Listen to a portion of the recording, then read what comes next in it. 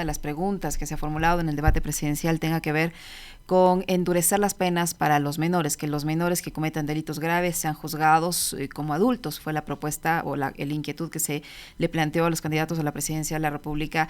Y el hecho es que se hace esta pregunta en momentos en los que todavía el país sigue conmocionado por el asesinato, por la desaparición forzada y posterior asesinato en las peores y más crueles circunstancias de los 4 niños de las Malvinas, algo que ha sido incluso ya señalado el Estado ecuatoriano por la CIDH, y estamos en la mira de los organismos de derechos humanos a nivel internacional por este caso.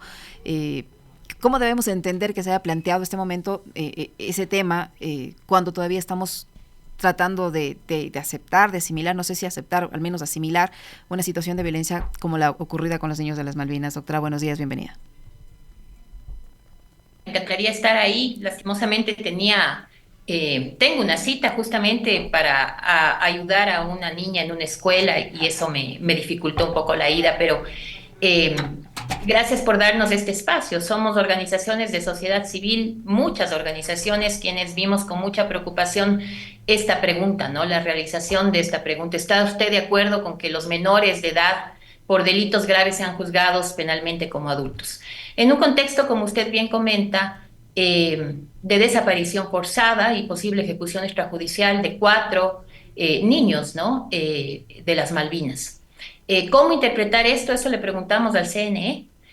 A nosotros nos parece inadmisible que en un espacio destinado justamente para delinear, ¿no?, propuestas serias, profundas, de situaciones además que merecen mucho conocimiento, que además debían permitir que los candidatos presidenciales puedan explayarse, ¿no?, en estos comentarios. De repente hacen esta pregunta abiertamente inconstitucional, anticonvencional, que siempre tiende a, primero, a ver en la demagogia punitiva una solución a todos nuestros problemas, y ahora particularmente con los adolescentes, con los niños, algo que como sociedad debería llamarnos la atención, ¿no?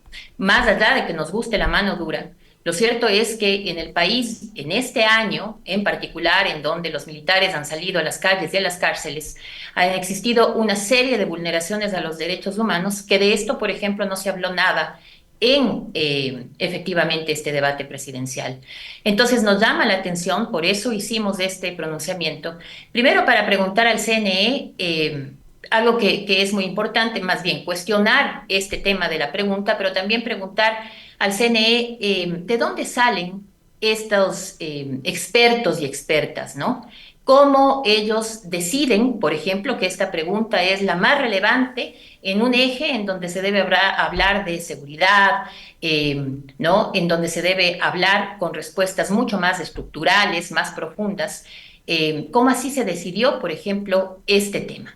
Y asimismo, ¿qué metodología, qué criterio utilizaron para hacer estas preguntas? Porque parecería ser que sobre la base de esta pregunta y otras más, ¿no es cierto?, primero que se propició otra vez esta visión estigmatizante de niños y adolescentes racializados, empobrecidos del país, que son vistos como delincuentes. Incluso yo decía en algún momento, en alguna otra entrevista, como niños desechables, ¿no?, a los que no hay que proteger. Hay ciertos niños que sí se deben proteger incluso de otros niños, y hay otros niños que no merecen protección del Estado.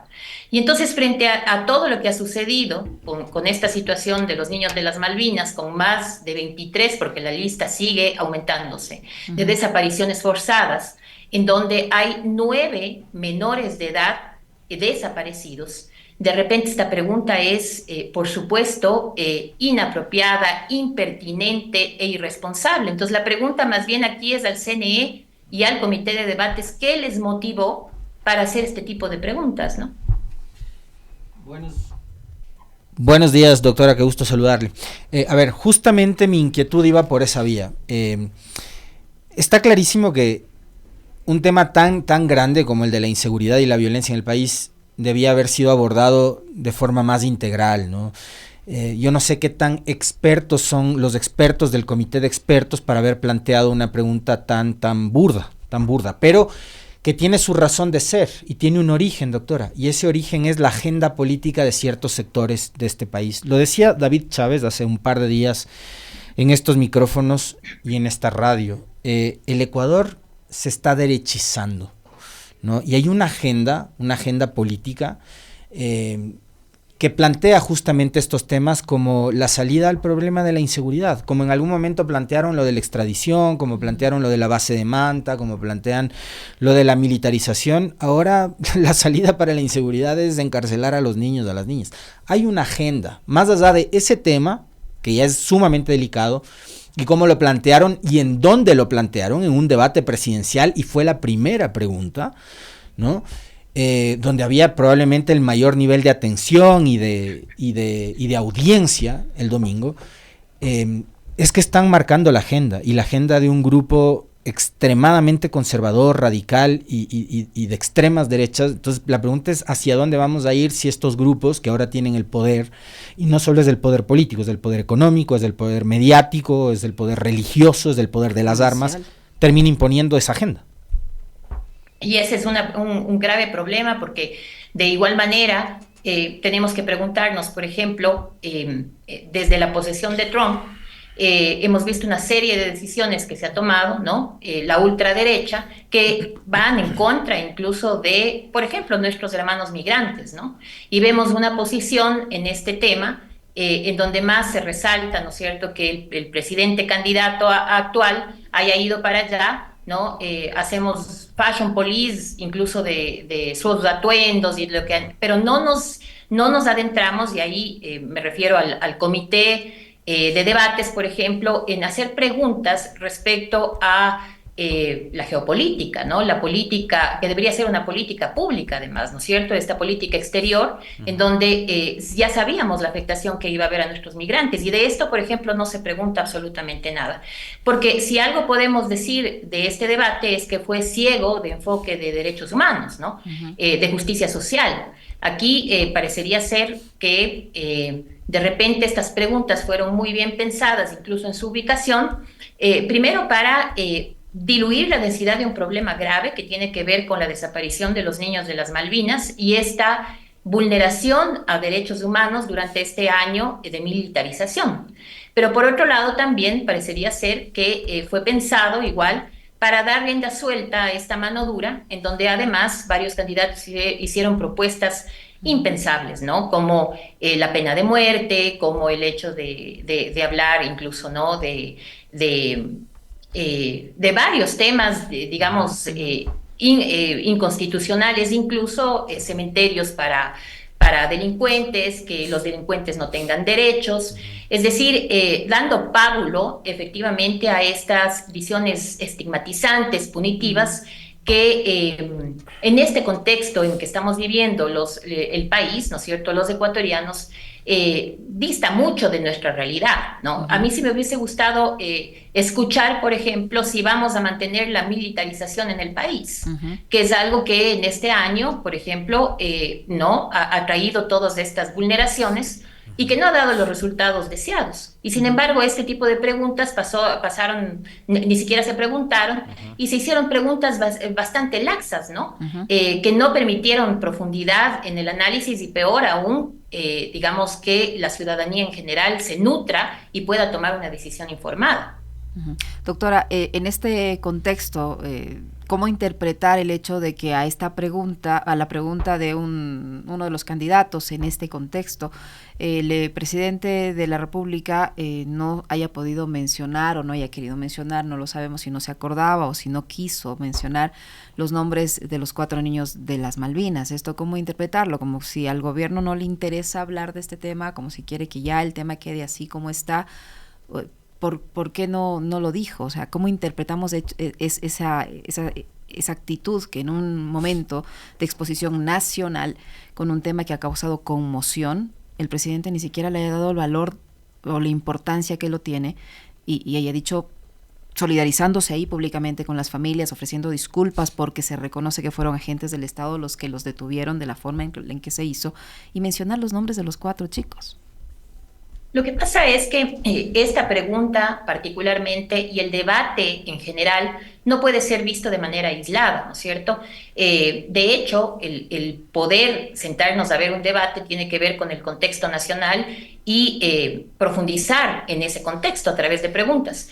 De repente se hace esta pregunta y queda claro que lo que se trata es de minimizar un problema, o más bien, ¿no es cierto?, de ratificar lo que el gobierno ya ha dicho en esta situación. Es decir, que hay niños delincuentes, ¿no?, que de alguna manera merecen, entre comillas, estas aprehensiones, estas manos duras, y que va de la mano de toda esta narrativa, yo diría, de impunidad que el gobierno ya ha dicho con claridad, ¿no es cierto? Recordemos que en el caso de los niños de las Malvinas se dijo que eran delincuentes, algo que no se ha podido probar y que efectivamente además tanto elemento probatorio para poder determinar que ellos fueron desaparecidos forzadamente, perdón, se dio ya al punto que la jueza Tania Lor determinó su desaparición forzada. Y sin embargo, vimos ya en una cadena nacional incluso una amenaza a esta jueza, vimos cómo se ha tratado de diluir este problema y en donde el gobierno no acepta su responsabilidad. Por eso también nos llama muchísimo la atención que se haya hecho esa pregunta, porque indirectamente lo que se está tratando de hacer es dejar en el imaginario social esta visión de que hay niños, ¿no es cierto?, que son delincuentes, que merecen ser tratados como adultos, ¿no?, dejando de lado además una realidad lacerante, y es que ciertamente hay niños que han sido reclutados por el crimen organizado, pero eso es un flagelo grave y una problemática, ¿no?, que no debe más bien ser punitiva a ojos vista de los niños, niñas y adolescentes a los que hay que proteger, ¿no?, sino más bien buscar la forma de arrancarles de esta garra del crimen organizado y sancionar a quienes lo reclutan, pues. Y resulta que en el país no existe una sola sentencia a nivel nacional respecto efectivamente al reclutamiento de estos niños. Entonces, ¿de qué estamos hablando aquí? Estamos hablando simplemente de tratar de diluir, ¿no es cierto?, este problema grave de vulneración de derechos, en donde ya se ha cobrado la vida de 4 niños, pero que hay que seguir investigando porque resulta que no son los únicos, no es un caso aislado, ¿no es cierto? Entonces puede ser incluso una política criminal la que está implantando en el país, en donde hay cifras que también llaman la atención. Yo quisiera comentarles algo que me parece muy importante, ¿no es cierto? La Policía Nacional entre enero y octubre del 2024 realizó alrededor de 3.086 aprehensiones de personas menores de edad, de adolescentes, ¿no? Y de repente, cuando se cruza esta cifra con la que establece el Consejo de la Judicatura respecto a inicio de causas, ¿no?, hay 2.522 causas en el sistema de justicia juvenil nacional. Entonces, primero se duplican las aprehensiones, pero estas aprehensiones además, lastimosamente, no llegan, más bien, para bien de los adolescentes, más bien, pero lastimosamente para el gobierno es una narrativa, no llegan efectivamente a ser sancionados de estos adolescentes, ¿sí? Y entonces lo que se está haciendo es aprendiendo a los adolescentes, es casi el doble del número de aprehensiones desde del 2023, que se dieron en el 2023, hay más, el doble de aprehensiones, y de repente, ¿no es cierto?, simplemente no hay pruebas suficientes, no se sostiene una flagrancia, no hay un proceso, los dejan libres, lo que quiere decir que hay una política, ¿no?, de repente, de buscar en los niños, en los adolescentes empobrecidos, racializados, entre comillas, ¿no es cierto?, a delincuentes que no se puede probar, pero para justificar estas narrativas del gobierno. Y de esto, por ejemplo, no se habló en el debate presidencial, ¿no? No se dijo nada respecto tampoco a que en los datos alarmantes de vulneraciones de derechos tenemos 145 casos de uso excesivo de la fuerza, 80 denuncias de tortura, 15 ejecuciones extrajudiciales, ¿no?, en fiscalía. Y lo que se hizo es una narrativa respecto a que la mejor solución para mejorar la seguridad de este país, de sancionar a los niños como adultos. Eso es algo inadmisible, ¿no? Yo creo que la sociedad en pleno debería cuestionar este tema. Doctora, para ir cerrando, porque se nos termina el tiempo, y en honor al tiempo también le voy a pedir una respuesta un poco breve, pero sobre un tema delicadísimo. Antes del debate, apareció como vocero casi oficial, ¿no?, un ex comandante de las Fuerzas Armadas. Me refiero al general Alexander Le Boyer. Él dio una serie de entrevistas que fueron muy polémicas y que por lo visto han pasado casi desapercibidas, pero dio unas declaraciones que son realmente escandalosas, y en una de esas declaraciones las recogió el portal web de Radio Pichincha. La nota está en la web, ustedes la pueden buscar. Y a propósito de lo que usted señalaba hace segundos nada más, dice Le Boyer en esta entrevista: ya es reiterativo ver a niños participando en la delincuencia, matones y verdaderos sicarios, posicionando la idea de que cada vez son más los niños que están metidos en estos casos, ¿no?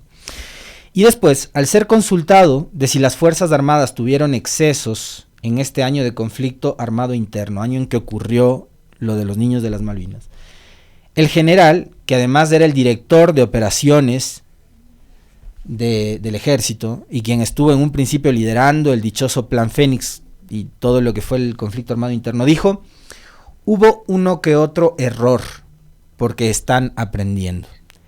Producto del aprendizaje de los militares y policías, hoy hay personas desaparecidas y hay la historia de estos 4 niños que fueron asesinados cruelmente. ¿Se puede justificar diciendo que estos fueron uno que otro error porque los militares y los policías están en fase de aprendizaje o se están aprendiendo, doctora?